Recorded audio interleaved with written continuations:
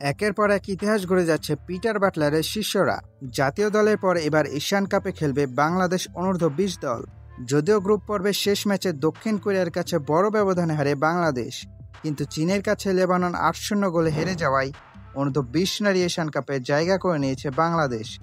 দক্ষিণ কোরিয়ার কাছে 6-1 গোলে হারার পর এশিয়ান কাপের মূল পর্বে যাওয়ার অপেক্ষা বাড়ে বাংলাদেশের। তখনই সমীকরণ দাঁড়ায়, গ্রুপে থাকা লেবাননকে চীন হারালেই বাংলাদেশ চলে যাবে মূল পর্বে। দেশের ফুটবল ইতিহাসের সর্বপ্রথম 1980 সালে কুয়েতে হওয়া এশিয়ান কাপে খেলেছিল পুরুষদের জাতীয় ফুটবল দল। এরপর 2005 সালে অনূর্ধ্ব-17 এশিয়ান কাপে খেলে বাংলাদেশের মেয়েরা। তারা আরও দুইবার 2017 ও 2019 আসরেও খেলার যোগ্যতা অর্জন করে। সেই পথ ধরে গত জুলাইয়ে মিয়ানমারে ইতিহাস গড়ে জাতীয় নারী ফুটবল দল।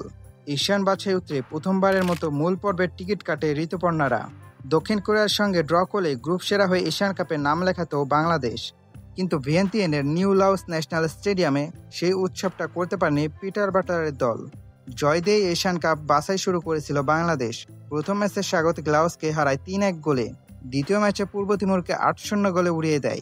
2024 সাল থেকে দারুণ ছন্দে ছিল বাংলাদেশ অনূর্ধ্ব-20 নারী ফুটবল দল। 12 ম্যাচ অপরাজিত থাকার পর দক্ষিণ কোরিয়ার কাছে হেরেছে বাংলাদেশ। আগামী 1 থেকে 18 এপ্রিল থাইল্যান্ড হবে অনূর্ধ্ব-20 নারী এশিয়ান কাপ। এশিয়ান কাপে ভালো করলে মিলবে অনূর্ধ্ব-20 নারী বিশ্বকাপের টিকিটও।